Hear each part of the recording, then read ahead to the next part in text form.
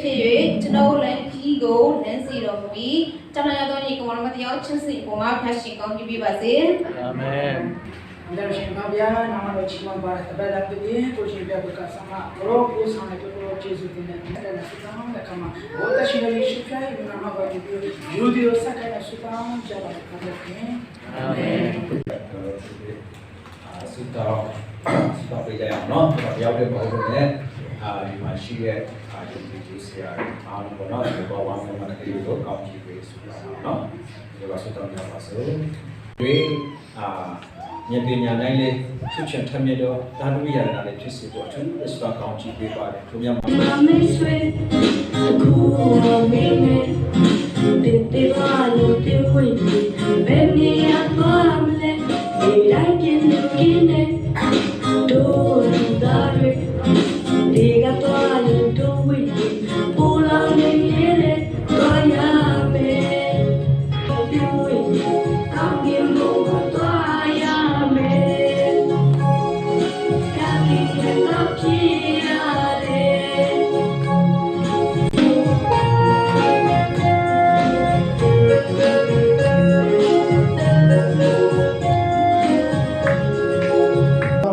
ဆက်ဘုန်းကြီးမင်္ဂလာရှိပါစေ။အာမင်။ဘုရားရဲ့ကျေးဇူးတော်ကမကုန်တဲ့အတွက်ကြောင့်မို့လို့ဒီနေ့တော့ကျွန်တော်တို့အသက်ရှင်ကျမ်းမာခွင့်ရတာဖြစ်တယ်။ဒီနေ့မှာလည်း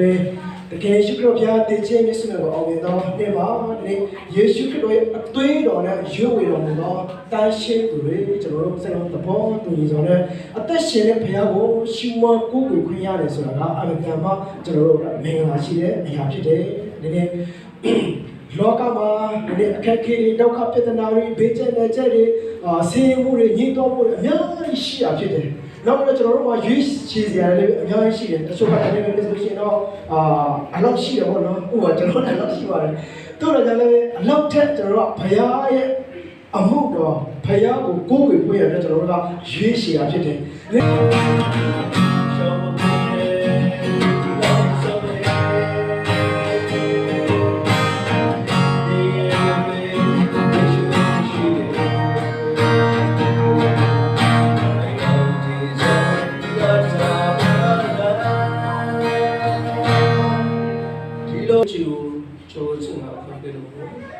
တဲ့မစောမလို့ဒီ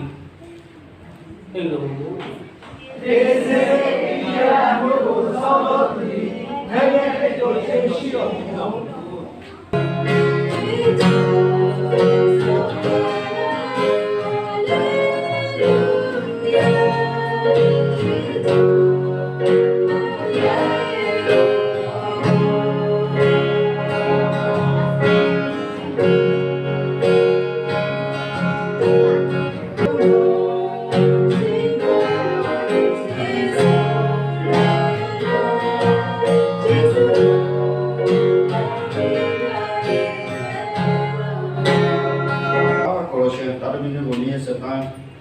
တဲ့ရှင်တဲ့အခွင့်ကိုရရှင်ပေးတမကဒီကိုရရှင်ထောင်ရတဲ့ဒီဥပဒေမျိုးမှာစုံလုံးရဲ့ဝပြောတဲ့အခွင့်ကိုရရှင်ပေးတဲ့ကျေးဇူးကိုချီးမွမ်းပါလေဒီတဲ့ဘုန်းတော်တဲ့တော့ဆောင်းကောင်းဒီပါစေဘုရားပြည့်တော်ကောင်းအလုံးအဖြစ်တော်ကောင်းနောက်လာမယ့်အနာဂတ်မှာဒီထမကအများကြီးပေးဆက်နေဖို့တဲ့ကိုကောင်းကြီးပေးပါစေတမခရာဒီလူမျိုးရဲ့စေဘုရားပြည့်ကောင်းဆက်ခဲ့တဲ့ကမ္ဘာတပါရီတော့တဲ့ပါချေယေရှုခရစ်တော်နာမတော်ပြန်လာမောင်ရဲ့ကိုစောစကောင်းပါတဲ့အာမင်ဘောပါရှိပြရတယ်ဒီနေ့ဒီ progression ကိုရှင်းမှာဘုရားကလာညတော်မူပါဘုရားကအလိုတော်အသက်ဖြစ်စေတော်မူပါမြေကျော်ဆုတောင်းပါလေဒီမြတ်တော်ကောင်းချီးမင်္ဂလာကိုဆုတောင်းတောင်းခံတဲ့အခါမှာတပါးရရှိတော်မူသောယေရှုခရစ်တော်ဘုရားရဲ့အမိနာမကိုမြည်ပြလဲစက္ကန့်နဲ့တောင်းဆောင်ကြပါဘုရားခင်အာမင်တော့မြေတော်နာမနဲ့ဖိတ်ခေါ်ရတယ်ကျွန်တော်တို့တရှင်တော်ဝိညာဉ်တော်နဲ့သူဆရာကိုလက်ဖို့သိဖို့လုပ်ရအောင်ရှင်ယောဟန်အခန်းကြီး3အငယ်1ကနေဖတ်မယ်တဲ့နေရာကိုဖတ်မယ်ယူဒလူတို့တွင်နော်အရာရှိဖြစ်သောနီကိုဒင်းအမည်ရှိသောဖရာစေတယောက်သည်ညအခါယေရှုထံတော်သို့လာ၍အရှင်ဘုရားကိုယ်တော်သည် ပြတော်မူသောဤနမိတ်လက္ခဏာတို့ကိုဘုရားသခင်ရဲ့အခွင့်မရှိလင်အဘေသူမြတ်မပြုသည်ကိုအကျွန်ုပ်ထုတ်၍ကုတော်သည်ဘုရားသခင်ထံမှလာသောကြွတော်မူသောဆရာဖြစ်ကြောင်းသိကြ၏ဟုလျှောက်လေတော့ခါအခန်းငယ်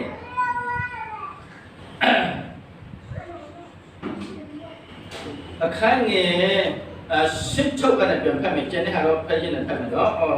ခြေတုံးကနေပြန်ဖတ်မယ်ကောင်းကင်ဘုံကရှစ်တဲ့ရွယ်ကောင်းကင်ဘုံ၌နေချက်တော်သူလူသားမှတပါဘသူမှကောင်းကင်ဘုံတော့မတရားမောရှိဒီတောနဲ့မွေကိုမြောက်ထားတကယ်တော့လူသားဒီမြောက်ထားခြင်းကိုခံရမယ်အကြောင်းမူကားထူသားတော်သူယုံကြည်တော်သူအပေါင်းတို့ဒီမျက်စိချင်းတော်မရောက်ထာဝရအသက်ကိုရရှိခြင်းဟာအတားမဲ့ကြောင့်ခန့်ငယ်စေကြောင့်မှာဘုရားသခင်ဒီအာလူတိပိတာတာတော်ကိုဘုရားသခင်ဒီတာတော်ကိုယုံကြည်တော်သူအပေါင်းတို့ဒီမျက်စိချင်းတော်မရောက်အာလူဖက်မဲ့ထာဝရအသက်ကိုရရှိခြင်းကဘုရားသခင်ဒီမိမိနဲ့တပါးတော်သားတော်ကိုစွန့်တော်မူပြီးတတ်အောင်တောကိတာတော်ကိုချစ်တော်မူ၏ဖတ်တော်ခြင်းဘုရားပြည့်ရှိတဲ့ကိုပြတဲ့ကောင်းချီးပေးပါစေဒီမနေ့ဘုရားကိုဝတ်ပြုဖို့ရချင်းမှုဖို့ရလာတဲ့တာသမီရောက်ရှိတဲ့ကိုလည်းဘုရားတင်ဆက်လက်ပြီးကောင်းချီးပေးပါစေဆိုတော့ဒီရှင်ယောဟန်ဆိုတဲ့တရင်ကောင်းပေါ့နော်တရင်ကောင်းဒီကျမ်းစာဟာ AD 80နဲ့အခုစေအကြောင်းမှာနော်ဒီယောဟန်ကြီးထားတဲ့စာရေးရှာဖိလိပ္ပိဆိုတဲ့အကျဉ်းsorry Ephesus ဆိုတဲ့ထောင်ထဲမှာအကျဉ်းကျရင်းနဲ့ပြောရှိထားတာနော်ထောင်ထဲကနေရှိထားတာနော်ဘလို့ခက်ခဲမလဲပေါ့နော်ဒီကျမ်းပိတ်ဟာဓမ္မကျမ်းစာကဘာဦးကျမ်းကလည်းကြီးပြမယ်ရှင်နော်53မြို့တော့ဓမ္မကျမ်းစာဖြစ်တယ်အခန်းကြီး20ရှိတယ်အခန်းငယ်ပေါင်းက490ရှိတယ်ဆိုတာကိုဒီရှင်ယောဟန်ခရစ်ဝင်ကျမ်းက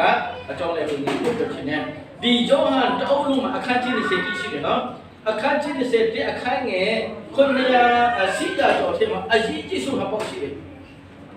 ယောဟန်ဓမ္မဒီရှင်ယောဟန်ဓမ္မကြောင့်ကိုဖတ်တဲ့အခါမှာအမေတန်တော်မှတ်ထားဖို့ကအတိကအချက်နှစ်ချက်ရှိတယ်ဆိုတာကိုမှတ်ထားမယ်နံပါတ်1ချက်ကပါလဲဆိုတော့အခုနဖတ်တော်တဲ့အခန်းကြီး3အငယ်16ဘုရားသခင်သားတော်ကိုယုံကြည်တော်သူပေါင်းလို့ခုနကျွန်တော်ဖတ်တဲ့အပိုက်ကပထမအကြီးကြီးသောအပိုက်ဖြစ်တယ်ဒုတိယအပိုက်ကပါလဲဆိုတော့အခန်းကြီး20အငယ်30ကနေ30ဒီမှာဖြစ်တယ်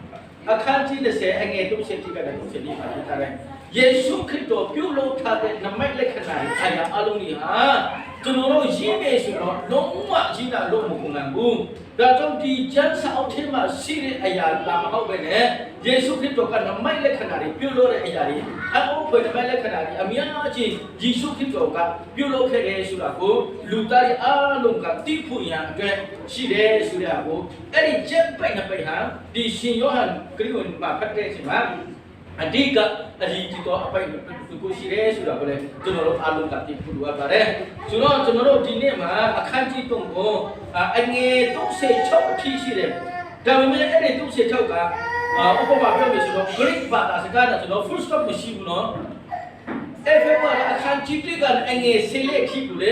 အဲ့ဒါ full stop မရှိဘူးကြောင့်ပဲဒီမှာလည်းအဲ့လိုဖြစ်သွားတယ်အခန်းကြီး3အငယ်3ကလည်းအငယ်36မှာအဲ့ဒါကြောင့်အထက်ပဲဖြစ်တယ်နော်တစ်ဆက်ထည့်ပဲဖြစ်တယ်ဆိုတော့ကျွန်တော်တို့တေတနာဟောမယ်ဆိုပဲဖြစ်တင်ပေးမယ်ဆိုရင်လည်းဖြစ်တချို့တော့နဲ့တော်လို့မရတဲ့အတွက်ကြောင့်ဒီဟာလေးတွေကိုအတူချုံးလိုက်နေပဲကျွန်တော်တို့အကြည့်ဖြစ်ပါတယ်ဆိုတော့ဒီအခန်းကြီး3ကဘာကိုတင်ပေးတယ်လဲဆိုတော့နံပါတ်1မှာရှစ်မှန်တော်ယုံကြည်သူဆိုတာကိုကျွန်တော်တို့တင်ပေးတာဖြစ်တယ်ဆိုတော့ရှစ်မှန်တော်ယုံကြည်သူဆိုတာကကျွန်တော်တို့ဘလူတိနန်တလဲဆိုတော့နံပါတ်1ချက်မှာ born from above အထက်ကနဲ့ဝိညာဉ်တော်ခနဲ့ပေါ့နော်ကောင်းကင်နိုင်ငံမှာမွေးဖွားတော်သူတာလေဆိုလို့ရှိရင်ကဒုတိယမွေးဖွားခြင်းခံရတော်သူတာလေရှစ်မှန်တော်ယုံကြည်သူဖြစ်တယ်ဆိုတာပေါ့အခန်းကြီး3 sorry အခန်းငယ်1ကလည်းဖြစ်မှာကျွန်တော်တို့ကောင်းမှတွေ့ခဲ့တယ်အခုတော့ကျွန်တော်တို့ဖတ်သွားတဲ့ဓမ္မကျမ်းထဲမှာဗာပြောလဲဖရာဆဲတယောက်ဖြစ်တော့နောက်ပြီးတော့အရာရှိပြောလည်းဖြစ်တော့ယူဒလူမျိုးထဲမှာအရာရှိလည်းဖြစ်တယ်ပြီးတော့ဖရာဆဲလည်းဖြစ်တယ်ပြီးတော့အခန်းငယ်30မှာဗာပြောလဲဆိုတော့သင်ဟာဒ ဓမ္မဆရာဖြစ်ရပင်လို့ကြီးထားတယ်ဆိုတော့ဒီနီကိုဒမှုဆိုတာကနီကိုဒင်းဆိုတာကနော်နဲ့လူမဟုတ်ဘူးနော်ယူဒလူမျိုးချင်းမှာဖြစ်တဲ့အရာရှိအမလေးမလွယ်ဘူးနော်အရာရှိတရားပြီးတော့ဖရန့်စစ်ဆိုတာကကျွန်တော်တို့အာလူကြည့်ပြီးသားတစ်ပတ်မှာနှစ်ကြိမ်အစာဆောင်တယ်ဓမ္မကျမ်းစာကိုသူတို့ခက်မှရှင်တော့ကပ္ပဦးကျမ်းကလည်းဟိုအထိပဲရှိတယ်ဒီဖုန်းတော့ပဲထိပဲရှိတယ်ဆိုတော့အဲ့ဒီမှာသူတို့ကအဲ့ဒီကျမ်းစာအုပ်ကိုအကုန်လုံးရခဲ့တယ်ဒီကျမ်းစာအုပ်တွေအကုန်လုံးရခဲ့တယ်ဆိုတော့ကျမ်းစာလည်းအကုန်လုံးရတယ်ပြီးမှပါလဲတစ်ပတ်မှာနှစ်ကြိမ်အစာဆောင်တယ်ရှေ့ဖို့တဖို့ဆိုတော့ပုံမှန်ပေးလိုက်ရတယ်ဘလို့မှခဲ့တယ်လေဆိုတော့သူတို့မြခုချုံမှာတုံးနဲ့ချက်တူဖြူကအစားပင်စင်ကအစားအကုန်လုံးကူနော်ရှေ့ဖို့တဖို့သူတို့ပေးထားတယ်ဒီလောက်ဖျက်ကူဘာသာရေးကိုရန်စားတယ်ဘာလို့ပြောမလဲဘာသာရေးကိုကန်ဆန်တဲ့လူတယောက်ဂျူဒလူမျိုးမှာအရာရှိတယောက်ဒါတော့မကဘူးနော်ဂျူဒလူမျိုးတွေကိုတွင်တင်ပေးတဲ့ဓမ္မဆရာဆိုတာကကျောင်းကဆရာမဟုတ်ဘူးနော်အခုလိုကျောင်းမှာပေါ့နော်ဒီဓမ္မဆရာဓမ္မပညာပေါ့နော်နောက်တစ်ခါတော့ကိုတင်ပေးတဲ့ဆရာတယောက်ဖြစ်တယ်အဲ့ဒီလူကမြတ်ကြီးမှာယေရှုထံမှာတွားပြီးတော့ပြောလေယေရှုခရစ်တော်ဖျားတင်ဟာအပေါ်ကနဲ့ကောင်းကင်နိုင်ငံကနဲ့ဓမ္မမောကြီးဖျားတခင်ထံကနဲ့လာမဲ့ဆိုတာလာတဲ့လူဖြစ်တဲ့ကြောင့်ကျွန်တော်တက်ခံပါတယ်ဘာဖြစ်လို့လဲဆိုတော့ယေရှုခရစ်တော်လုပ်တဲ့အရာတွေအားလုံးဟာကျွန်တော်ကြားတယ်လို့ကျွန်တော်မြင်တယ်လို့ဆိုလူနာတွေကကြပ်မချင်းရတယ်ဖျားနာတဲ့တမကနော်မျက်စိကနဲ့လူလည်းမြင်စေတယ်နားပိုက်တဲ့လူလည်းနားချစေတယ်နော်မတမဆွမ်းကြီးကလည်းတွားစေလာတယ်တဲတဲ့လူတော့မှသူရှင်ပြန်ထားတော့နိုင်တယ်နော်ရီကူလည်းစပီးဖြစ်စေချင်တယ်သူလောက်လာမြတ်ကြီးပဲလူငါထောင်းကူလည်းနော်မုံတုံးချက်နဲ့ငါတော့ကောနဲ့ကျွဲလိုက်တယ်အများကြီးပဲယေရှုခရစ်တော်လောက်ထားတဲ့နမိတ်လက္ခဏာတွေဟာအယံကိုတော့ဖွင့်ရနမိတ်လက္ခဏာဖြစ်တယ်အဲ့ဒါကြောင့်လူတွေကဒီဟာတွေကိုလောက်လို့မရဘူးဒါအဲ့ဒါကြောင့်ယေရှုခရစ်တော်ဟာဘုရားသခင်ထံမှာလာတော့ကောင်းကင်နိုင်ငံမှာလာတော့ဘုရားရဲ့သားတော်ဖြစ်မယ်လို့ငါယူကြည်လက်ခံတယ်လို့ပြောထားလိုက်တယ်ဆူလူချင်းနာကသူ့ရဲ့ဒီကကြီးရဲ့သူ့ရဲ့အောက်ကျွတ်ဆိုတာနားလေတယ်နော်သူကဘာတူလဲယူဒလူမျိုးရဲ့အရာရှိတယောက်ဖရာစစ်တယောက်တပတ်မှနှစ်ကြိမ်လက်ဆောင်နဲ့ဘေကချင်းကအစားတင်ယူချင်းကအစားအကုန်လုံးကဘာသာတရားမကန်ဆန်တဲ့လူတယောက်ကခင်ဗျားကသူပြောချင်တာကဒီလိုယေရှုခရစ်တော်ဆိုတာကခင်ဗျားဟာကျွန်တော်လူဓမ္မဆရာကျွန်တော်လူအရာရှိကျွန်တော်လူဖာရစဲဖြစ်မယ်လို့ထင်တယ်ဆိုတဲ့သဘောနဲ့ယေရှုခရစ်တော်ကိုပြောတာအမှန်ဆိုရင်တော့သူ့ရဲ့နီကိုဒီရဲ့သူ့ရဲ့ယာထုကိုမချပဲနဲ့သူ့ရဲ့ယာထုကိုအောက်ချလောက်ပြီးတော့ဟိုကျွတ်ချင်းလောက်နေမှာယေရှုခရစ်တော်ကိုလည်းခင်ဗျားလည်းကျွန်တော်လူဖြစ်မယ်ဆိုတဲ့သဘောနဲ့ပြောတာသဘောပေါက်တယ်နော်ဒီကိုဒီကယေရှုခရစ်တော်ကိုယူတဲ့ချင်းလေးစားချင်းမဟုတ်ပဲနဲ့ခင်ဗျားလည်းအပြတ်တခင်ခံမလာလေလူရောက်ဖြစ်နိုင်တယ်ခင်ဗျားလည်းဓမ္မဆရာတယောက်လည်းဖြစ်နိုင်တယ်ခင်ဗျားလည်းဘယ်လိုပြောမလဲအရာရှိတယောက်လည်းဖြစ်နိုင်တယ်ကျွန်တော်တို့ဖရာစစ်လို့ဆူတောင်းတဲ့လူလည်းဖြစ်နိုင်တယ်ကျေဖို့တကူပေးတဲ့လူလည်းဖြစ်နိုင်တယ်ဒါမှမဟုတ်ရင်ဓမ္မကျမ်းစာကိုကုံလို့အလွတ်ရနိုင်တဲ့လူလည်းဖြစ်နိုင်တယ်ဒါမှမဟုတ်ရင်တော့ခင်ဗျားကဒီဟာတွေလောက်တဲ့ဟာကနော်လူတွေကလောက်နိုင်တဲ့အရာတွေမဟုတ်ဘူးဆိုတဲ့သဘောနဲ့ဒီကိုတိကယေရှုခရစ်ကိုသွားပြောတာယေရှုကသူ့ရဲ့နှလုံးသားတိတ်တိတ်ကိုမြင်တဲ့အချိန်မှာပြောလဲဟုတ်ပါတယ်ဒီကိုတိရဲ့ငါကဖျားတခင်သားဘောငါကနေလို့ဆုံးနေတဲ့မဆာယာဘောငါကရှေးပရိုဖက်ကိုပြောထားတဲ့ဟာဆာလာကျန်စာထဲမှာရေးထားတဲ့ဟာနော်အဲ့ဒီအကြောင်းကြီးကငါပြေးလေလို့ယေရှုကမပြောဘူးမပြောဘဲနဲ့သူ့ကိုလည်းမကျူစုဘူးနော်သူ့ကိုလည်းလာထမ်းမပြောဟေးဒီကနေ့တင်ဟာဒုတိယဝေဖွင့်ကြည့်ဖို့မခံဘူးဆိုပါတော့လေကောင်းကင်နိုင်ငံကိုမရောက်ဘူးလေမင်းတပတ်မှဘယ်နှခါပဲနှစ်ကြိမ်မကလေးကြိမ်ပဲစားဆောင်ဓမ္မတရားကိုအလွတ်ပေးရစိတ်ထဲမှာနှလုံးထဲမှာအတက်ကထဲမှာမရှိဘူးဆိုရင်အဲ့ဒီစားဆောင်ရလဲပုံမှန်ဘာလို့ပြောမလဲအတင်းတော်ကစားဆောင်စုတော်ပဲအတင်းတော်ကရှိဝေးအဲ့လိုပဲဘယ်လိုပြောမလဲတဘောတရားနဲ့လောက်ရဟာကဘာမှအကျိုးမဝင်ဘူး 네, 누가 뭐 터치 가마, 거기 나가 저매, 매면 뛰고라. 예수도 교례했지만, 니꺼니까 와피 돌래, 렌 또아래. 수로 지나가, 디네 저노 피아시 쿠정나래, 룽이 테데, 뭐노, 묘묘리 좀 지문도 지니 수레 하묘가, 저노로 뽕대, 아다 뽕, 아다 럭유 럭시, 아다 저노로 럭 내면시노, 저노로 저 광신민들아 쿠팡시 수레, 디마, 그 템페라테. 에라 저 용지 또 10만 또 용지 또 뛰어가 또 테마 세레 왜니노 아따 앞에 에리 피하고 최고 보야는 외병 보야는 고고에 보야는 어때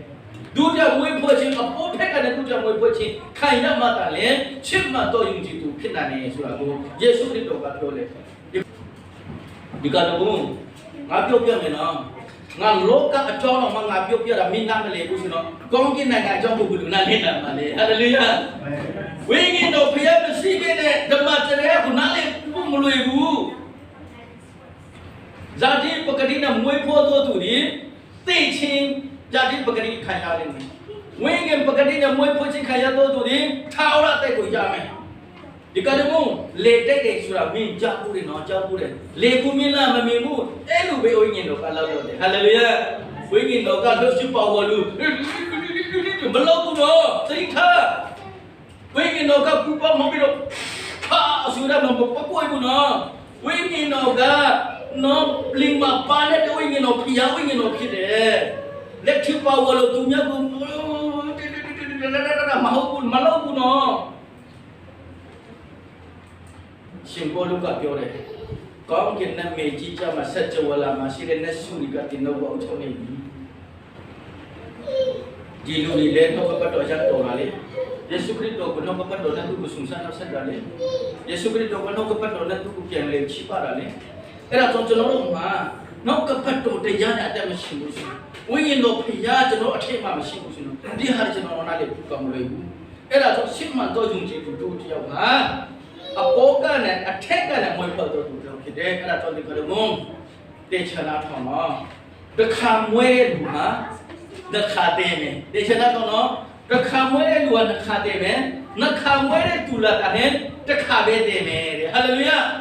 ခင်ဗျားတို့အမေမွေးတာပဲခင်ဗျားတို့လက်ခံနေမယ်အမေမွေးတာနဲ့ပဲကျွန်တော်အသက်ရှင်နေမယ်ရှင်နော်ဒီကုခန္ဓာအမေမွေးတဲ့ကုခန္ဓာလည်းတည်းမယ်ဘုရားတကယ်မောက်သွန်းထားတဲ့အတက်မှာရှိတဲ့ဝိညာဉ်တော်လည်းတည်မယ်အမေတစ်ခါမွေးရင်ကုခန္ဓာတစ်ခါဘုရားတကယ်မောက်သွန်းထားတဲ့ဝိညာဉ်တော်တစ်ခါနှစ်ခါတည်မယ်နောက်ဆုံးတော့ဘာဖြစ်မလဲထာဝရငရဲထာဝရတည်မယ်ထာဝရတည်ချင်းဖြစ်မယ်ဒါပေမဲ့ဒီအမေမွေးတဲ့ဇာတိပကတိနဲ့မွေးပြီးမှတော့ပါမှာဝိညာဉ်တော်ဘုရားအပြင်မွေးချင်းခံရပြီဆိုတော့ဒုတိယဘုရားချင်းခံပြီဆိုတော့တခါပဲတည်မယ်ဘာတည်မလဲအမေမွေးတဲ့ကုခန္ဓာပဲတည်တော့မယ်ဟာလေလုယာအဲ့ဒါကိုယေရှုခရစ်တော်ကပြောတာဖြစ်တယ်ချက်ချင်းမကပ်တော့ပြရတော့မယ်အဲ့ဒါယေရှုခရစ်တော်ကပညတ်တော်အတိပေးထားတာဖြစ်တယ်ပြီးတော့ကိုရိန္သုအခန်းကြီး7မှာဒီနေ့ငါပြောထားတဲ့ဟာတင်းတော့ဖခင်ရဲ့သားဖြစ်ပြီးအထက်ကလည်းမွေးဖွားတော်သူများဖြစ်ပြီးဖခင်ရဲ့မိသားစုဝင်တွေဖြစ်တယ်ခင်ဗျားတို့ဟာထာဝရအသက်ရတဲ့သူတွေဖြစ်တယ်ဒါပေမဲ့ခင်ဗျားတို့ရဲ့ပြုခြင်းလုပ်ခြင်းကြိုးစားခြင်းအားထုတ်ခြင်းအစာရှောင်ခြင်းပေးလူခြင်းချီးမွမ်းခြင်းကူးကွယ်ခြင်းအဖြစ်မဟုတ်ပဲနဲ့ငါရဲ့အသက်ပေးခြင်းငါရဲ့အသွေးတော်အဖြစ်ဗါလဲပရိညင်တဲ့ကိုခမဲတော်နဲ့အတူတူငါပြုတ်ထားတဲ့ငါရဲ့အသွေးတော်အဖြစ်တင်တော့ဒီပရိညင်အတိတ်ကိုပေးထားပြီးတင်ဟာငါတို့တော်အဖြစ်ဖြတ်မတော်သူဖြစ်တဲ့အဖြစ်ဟာဗါလဲညီရဲ့တော်လဲဗါလဲဖြူဖွေးခြင်းနဲ့ဗါနဲ့လဲယေရှုအသွေးတော်အဖြစ်အဲ့ဒါဗါလဲပရိညင်အတိတ်အဲ့ဒါကြောင့်ပညတ်တော်အစ်စ်နဲ့ပရိနိအစ်စ်နဲ့ကျွန်တော်တို့ဒီအားလုံးဟာအသက်ရှင်တော်သူဖြစ်တဲ့အတွက်ကြောင့်ဒီနေ့ချစ်မှန်တော်သူကြည်သူအားလုံးကနေ့ရှင်နဲ့တန်ယေရှုပါဖာထားတယ်ဒီစပိရင်နဲ့မုံကိုသုံးဆောင်တဲ့အတိုင်းငါဒီတင်းတို့အတွက်အသေးခံရတဲ့အကြောင်းကိုရှင်းပြပြီးတော့ငါမကြွလာမချင်းဒီဟာလေးကိုအမေကန်သုံးဆောင်ပါဆိုပြီးတော့ယေရှုခရစ်တော်ကမှာထားတဲ့အတိုင်းချစ်မှန်တော်ယုံကြည်သူယေရှုခရစ်တော်ကိုလက်ခံတော်သူကျွန်တော်တို့ယုံကြည်သူဖြစ်တဲ့အတွက်ကြောင့်နေ့တလမှာတစ်ခါအနေဆိုတော့ကျွန်တော်အတုံးဆောင်ပြီးတော့အတုံးပြုတ်ခြင်းဖြစ်တယ်ဆိုတော့ဘယ်လဲဆရာကြီးကလည်းပြောချင်တာဖြစ်ပါတယ်အဲ့ဒါကြောင့်ဒီနေ့ chúng chỉ chúng taจะมีเราสิดังประมาณ10มันตัวอัตตามาจนเราเสียกันนะอย่างเงี้ยดีน้องก็เป็นตัวผิดที่เราสิดังกูเพียรที่จะเสร็จแล้วเราฟังจีบีบาเซ่จนเราก็ยอมจะลาบุปิชิมผู้อย่างเงี้ยเสียจนนั้นเสียนั้นจนนั้นกูอาจจะสุนัขมันเทคโอบาเร่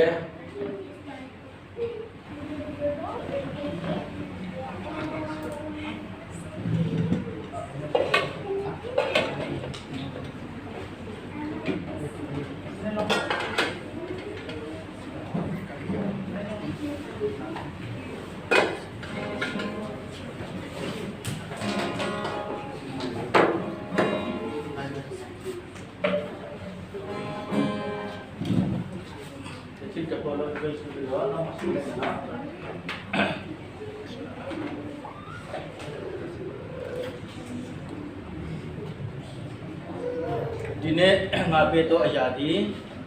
ဘုရားသခင်ထံမှငါခံစားရတော့ရဖြစ်သည်ယေရှုခရစ်တော်ဟာယန်တူလက်နဲ့အနန္တနဲ့ညမှာမုန်းသူယူပြီးတော့ကျေးဇူးတော်ကိုချီးမွမ်းပြီးမုန်းသူဖက်ပြီးတော့ဒီမုန်းသူစာကြပါငါသူဖက်တာတော့ငါရဲ့ခန္ဓာဖြစ်တယ်ငါဒီတင်တော့လည်းငါတေခံရတဲ့အကြောင်းကိုအောက်မေ့တဲ့သူဆောင်ကြပါဆိုတော့ယေရှုခရစ်တော်ကမှထားခဲ့တယ်ညဆာစားပြီးတဲ့နောက်ပိုင်းမှာခွတ်တုလုံးကိုယူပြီးတော့ဒီခွတ်ဟာငါရတွေ့တော့ဒီနောက်အတွက်ပြင်ရင်အတိတ်ပေးထားတဲ့ငါတွေ့တော့ဖြစ်တယ်ဒီခွတ်ကိုယူရတော့သူကြပါဒီခွတ်ကိုတော်တဲ့ချိန်မှာငါဒီတင်တော့အတွက်တည်ဆွတဲ့အခါတိုင်းနဲ့ငါမကြွမလာမချင်းဒီဟာလေးကိုအမြဲတမ်းသူဆောင်ပါသူယေရှုခရစ်တော်ကမှကြတဲ့ဆန်ဒီနေ့ကျွန်တော်တို့သူဆောင်ရမယ်ဒီမုံနဲ့စပီကြီးယေရှုခရစ်တော်ကျွန်တော်တို့အတွက်အသေးခံရတဲ့သူ့ရဲ့ချုပ်ဖက်တဲ့ဥခန္ဓာနဲ့သူ့ရဲ့အသွေးတော်အစားကြတော့ဆောင်ချရဖြစ်ပါတယ်ဒီနေ့ဒီမုံနဲ့ဒီစပီကိုသူဆောင်တဲ့ခါမှာကျွန်တော်တို့ယေရှုခရစ်တော်ဟာကျွန်တော်တို့အတွက်အသေးခံရပြီးယေရှုခရစ်တော်ကကျွန်တော်တို့အတွက်ခမေတော်ထံမှာအဖြစ်ပြုလို့ဖို့ရန်ကျွန်တော်တို့အတွက်ရှိပရိုဟိပလိုပဲပြီးတော့ကျွန်တော်တို့အတွက်အခန်းနဲ့ပြင်ဆင်ပြီးတော့ကျွန်တော်တို့ပူလာပြီးတော့ချီထောင်မယ်လာခေါ်မယ်ဆိုရကိုမျိုးလေးရင်းနဲ့သူတစ်တစ်ဖက်ကြောလာတဲ့ကိုဆောင်ရှောင်းရင်းနဲ့ကျွန်တော်တို့ဆောင်မှာဖြစ်ပါတယ်ဒီလက်ဖက်ရင်းဒီစပီရင်းနဲ့မုံအတွက်ဆရာကျော်နိုင်ကဆူတောင်းပြီးတော့တင်ပြပြစားစီမှာလာပေးဆောင်မှာဖြစ်ပါတယ် တက်ရှိကွန်ပျူတာဖတ်တော်ရပြတော်ပြရှိကိုယ်ကျေးဇူးတော်ကိုသူရှိမှုပါတယ်ကိုယ်နောက်ပေါ်လာဒီတိုင်း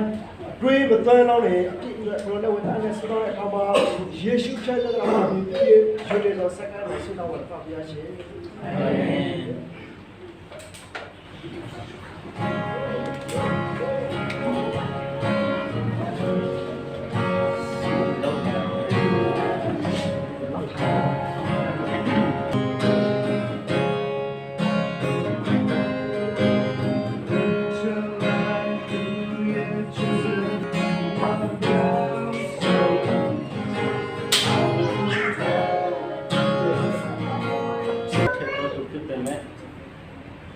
cho mình như cho người ta xin tiền tù nha xin tiền đó chỉ cần để cho xin tù nha cả là về mặt chúng ta để được chất lượng vì ba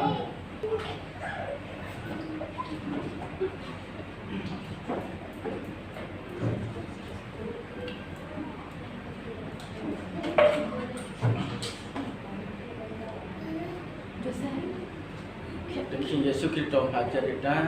di mongha cenderung ada cukup atau dia bukan ada di sepi ha cenderung ada cenderung atau berikut satu yang berbeda cenderung ada tekaya cik jangku sinsai itu yang lekor orang yang jangku deh dan dia sekolah tu suka cia dia alung saja tu juga sajaစီတိုင်းအပရိုရှင်ကျွန်တော်တို့ကရှိစီတော့ဒီကျူတော့ရှိလို့ဒီလိုတော့စတဲ့နဲ့ချင်းဝဲပါတော့မျိုးစုပြတယ် Kalau mata jadi kita cek tepat sungai, cuma.